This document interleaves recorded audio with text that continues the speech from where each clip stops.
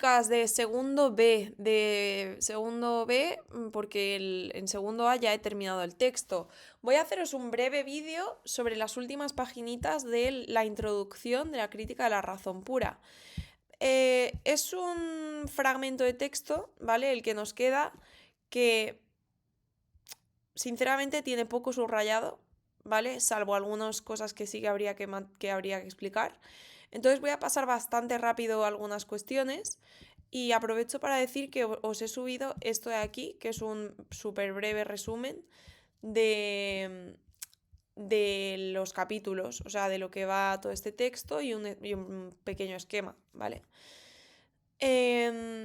Bueno, aprovecho para revisar, para, digamos, rebobinar un poco sobre el capítulo anterior, que era el capítulo quinto, en el cual Kant había explicado cómo todas las ciencias contienen juicios sintéticos a priori. En el caso de la matemática, pues por ejemplo, decíamos en clase que 7 más 5, en el campo de la aritmética concretamente, igual a 12 es un juicio sintético a priori, puesto que 12 no está contenido en el concepto 7 más 5 y además es un juicio universal y necesario. En la geometría habíamos dicho que la línea recta es la más corta distancia entre dos puntos, también es un juicio sintético a priori. En el caso de la física, por ejemplo, también había dado algún ejemplo, valga la redundancia, de un juicio sintético a priori, como puede ser este, ¿no? En todas las modificaciones del mundo corpóreo permanece invariable la cantidad de materia. Por ejemplo, es un juicio sintético puesto que en el sujeto, en todas las modificaciones del mundo corpóreo, no va incluida esta información, pero al mismo tiempo, dado que es independiente de la experiencia y se cumple siempre, es universal y es necesario, es a priori también. Entonces, las ciencias lo que hacen son juicios sintéticos a priori. Ahora bien, la metafísica, a pesar de que necesita de tener juicios sintéticos a priori, no los tiene porque carece de experiencia para hacer esos juicios sintéticos a priori. Con lo cual, ¿qué es lo que llega? Pues a contradicciones, como por ejemplo el poder decir que el mundo ha de tener un primer comienzo y también, o sea, se puede sostener esta tesis y se puede sostener la contraria, que el mundo es eterno, ¿no? De hecho, esto lo hemos visto en filosofía, que por ejemplo Aristóteles sostiene que el mundo es eterno. Pues eso, la metafísica, dado que esto hay que revisar la parte de realidad y conocimiento, pues en la parte en la que se habla de la dialéctica trascendental o de la razón, ¿vale? De la parte de la razón que se dedica pues a especular sobre la idea de Dios, de alma o mundo, ¿vale? Esto lo he dicho ya 1000 veces en clase. ¿Qué es lo que pasa? Que la metafísica, dado que no cuenta con respaldo por parte de la experiencia, solo a través de la razón no podemos llegar a hacer juicios sintéticos a priori. Acordaros siempre que Kant es racioempirista, o sea que Kant hace una síntesis entre el racionalismo y el empirismo, con lo cual lo que según él necesitamos para poder hacer conocimiento no es solo únicamente la razón, o sea, la razón por sí sola sería como esa paloma que vuela en el vacío del capítulo 3, ¿vale? Acordaros que este tema lo trata en el capítulo 3, el problema de la metafísica. Sería como esa paloma que trata de volar en el vacío, o sea, de que trata de volar sin viento, no dándose cuenta de que sin viento vuela en el vacío. Vale, pues en el capítulo sexto, chicos, chicas, básicamente lo que va a tratar de hacer es explicar cuál va a ser su objetivo en la crítica a la razón pura. ¿Cuál va a ser el objetivo de Kant? Pues analizar cómo funciona la razón. Es decir, analizar, pues, por una parte, cuáles son las condiciones necesarias para que podamos percibir los objetos, cuáles son las condiciones necesarias para que podamos entender una vez percibido el objeto y cuáles son las condiciones también de la razón, ¿no? Cómo funciona la razón. Es decir, lo que va a tratar de hacer Kant, ¿vale? Y esto lo explica a lo largo de todo este capítulo número sexto, número 6, ¿no? Más bien sería. Es precisamente cuál es el objetivo de la crítica a la razón pura, ¿vale? Entonces lo que va a decir es que esta crítica a la razón pura no trata de hacer una nueva teoría, digamos, una nueva teoría metafísica, sino que su labor es más crítica o más negativa, en el sentido de que trata de explicar cómo de hecho funciona la razón, ¿vale? No aportar, digamos, otra nueva teoría sobre cómo funciona el mundo o cómo, yo qué sé, o por qué está caracterizado el ser humano. No, lo que trata más bien es de explicar esa razón que utilizamos y ese conocimiento que de hecho desplegamos a través de la ciencia, cómo funciona, analizar cuáles, cuáles son las condiciones de posibilidad y cuáles son los límites dentro de nuestra razón, ¿vale? Entonces, dice aquí, la tarea propia de la razón pura se contiene en esta pregunta. ¿Cómo son posibles los juicios sintéticos a priori? Esto es lo que va a tratar de contestar Kant. ¿Cómo son posibles los juicios sintéticos a priori? Por lo tanto, va a decir, esto es lo que voy a tratar de explicar, ¿vale?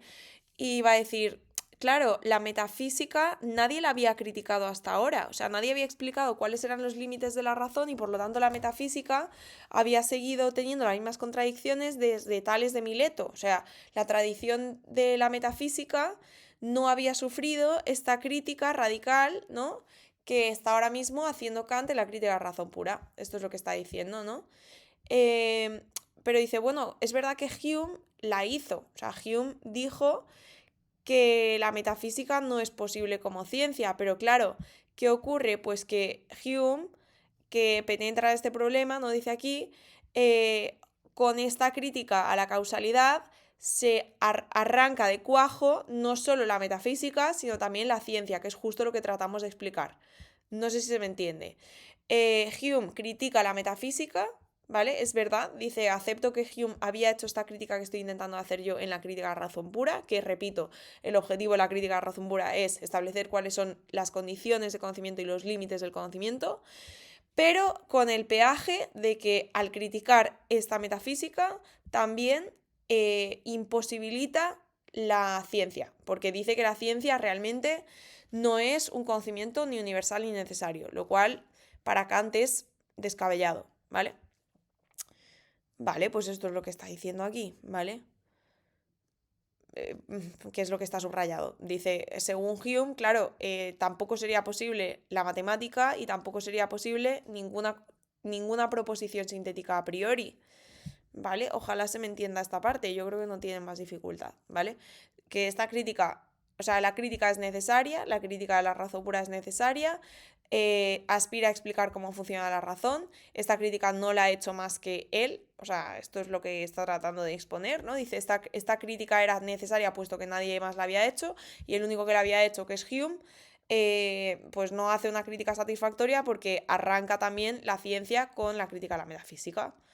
Vale, entonces dice, ¿cómo? Lo que voy a tratar de explicar es precisamente esto, o sea, lo que Hume niega de alguna manera, ¿no? Niega la ciencia, dice, ¿cómo es posible la matemática pura? ¿Cómo es posible la ciencia natural? Esto es lo que trata de explicar Kant. Y dice, y hay que explicarlas, porque de hecho, o sea, no hay que preguntarse si son posibles, porque las ciencias ya están funcionando, ¿vale? Dice, estas ciencias están ya realmente dadas. Entonces, no es oportuno preguntar cómo son posibles, ¿vale? Ya que el hecho de que deben serlo, o sea, de que son posibles, ya queda demostrado por su realidad, ¿vale? Es decir, la física ya predice cosas, ya predice el comportamiento de la naturaleza, ya predice, ¿no? La astronomía ya predice eclipses. Pues no sé, tenemos la capacidad de predecir cómo va a funcionar, cómo se van a comportar los seres vivos, con lo cual no hay que preguntarse si son posibles, lo que hay que preguntar es cómo funcionan, o sea, o cómo son posibles, ¿vale? Vale, y dice aquí, sin embargo, aunque la metafísica no sea posible como ciencia, sí lo es como disposición natural. Esto ya lo he explicado en clase, ¿vale? Y aquí vuelve un poco a esta idea. La metafísica es inevitable y de hecho hace avanzar a la razón humana. O sea, el preguntarnos sobre cosas que, a pesar de que no podamos hacer ciencia con ellas, como por ejemplo la existencia de Dios, como por ejemplo la inmortalidad del alma o estas cosas, a pesar de que no podamos tener una respuesta científica, a estas preguntas, sin embargo, impulsan a la razón a desarrollarse, impulsan a la razón a cuestionarse cosas que están más allá de los propios límites de la razón y que esta tendencia es algo muy humano, es una tendencia absolutamente natural en la razón humana, ¿vale? Entonces, bueno, pues eso, esta especulación es natural, ¿vale? Creo que tenéis ahí un comentario, no sé si... ¿Vale? Tenéis aquí. Kant intenta subrayar aquí que aunque la metafísica no sea posible como ciencia, sí es una disposición natural, pues esto es, ¿vale? Y tenéis aquí, las cuestiones metafísicas no pueden resolverse mediante las ciencias empíricas, pero nos planteamos esas preguntas, eso es. Recordad que dijimos que el uso regulativo de la razón hace que las ciencias intenten aproximarse todo lo posible a cuestiones cada vez más generales, como si pudiesen llegar a solucionar estos dilemas metafísicos, ¿vale? Es decir, la metafísica llega a contradicciones constantemente, esto lo vimos también en clase, es decir, dado que no puede haber una ciencia de la metafísica, lo que ocurre es que se puede sostener todo el rato una tesis y la contraria, como por ejemplo, pues eso, se puede sostener que el alma es mortal y que es inmortal, porque carecemos de experiencia de cualquiera de esos dos enunciados. Sin embargo, la metafísica y el conocimiento de estas cuestiones tiene una gran influencia, que lo pone aquí, la razón regulativa o el uso regulativo de la razón, hace referencia a la importancia ética que tiene preguntarse sobre estas cosas. O sea, preguntarse por la existencia de Dios, preguntarse por la existencia de la libertad, es una exigencia de la razón y tiene una gran importancia en la ética, ¿vale? Pero no en el uso teórico de la razón. No en el uso teórico, lo puse en la pizarra esto, sino en el uso práctico de la razón. ¿Vale? Entonces esto es lo que estaba explicando. O sea, no tiene más. ¿Vale? Entonces lo que va a tratar de hacer Kant es explicar cómo es necesario un análisis crítico de la razón y un análisis de las propias condiciones, de las condiciones de la razón que hacen posible el conocimiento, ¿vale? Dice aquí, una vez que la razón ha obtenido un pleno conocimiento previo de su propia capacidad respecto de los objetos que se le puedan ofrecer en la experiencia, tiene que resultarle fácil determinar completamente y con amplitud y con plena seguridad los límites de su uso, o sea, los límites de la razón, para no sobrepasar las fronteras de la experiencia, ¿vale? Es esto. Si queréis leerlo, esto, fijaros que no está subrayado porque es que me parece que es las mismas ideas, ¿vale? O sea que, de hecho, mirar los comentarios. La metafísica anterior no sería ciencia, sería una aspiración a ciencia, esto ya lo hemos dicho. De hecho, ocurre más bien que las contradicciones en las que cae la metafísica sin poder solucionar, o sea, no se pueden solucionar, ya que ya... ¿Qué? ¿Qué pone aquí? Sin poder solucionar, ya desde hace tiempo sugerían que no puede ser una ciencia, eso es.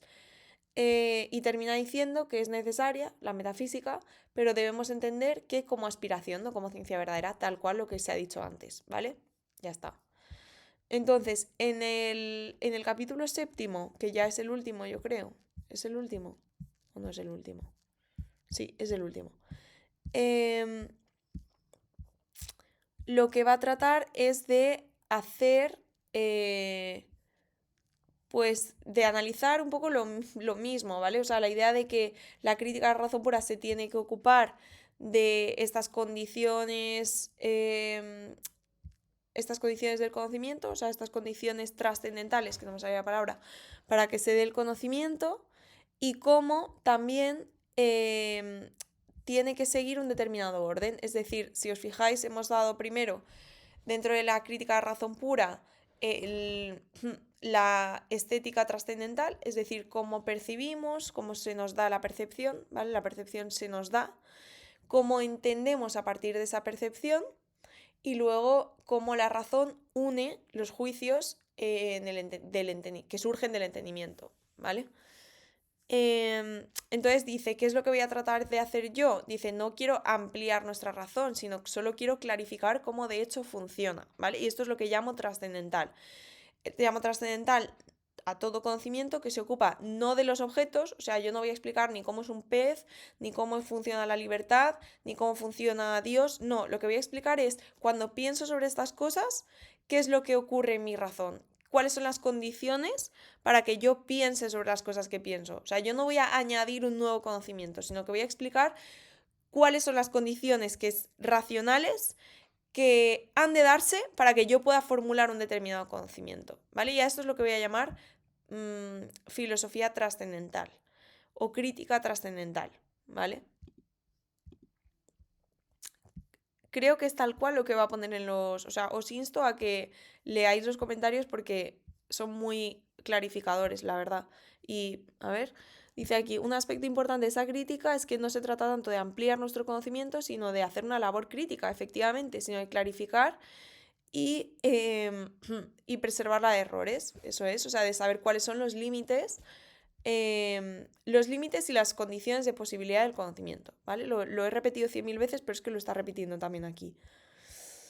Vale, entonces eso, va a decir aquí, no, esta investigación no la podemos llamar propiamente una doctrina, puesto que no amplía el conocimiento, sino que dice, sino que explicita los límites de lo mismo. Ayudan a simplemente, pues como un árbitro, fijar los límites, o sea, decir cuáles son las reglas legítimas para que la razón conozca los objetos y no qué objetos ni cómo son esos objetos que la razón conoce. Este es el objetivo de la crítica a la razón pura. Vale, ya está, ya está. ¿Qué más dice? Que tenéis aquí. En esta parte, Kant defiende que la tarea que pretende abordar la razón es factible.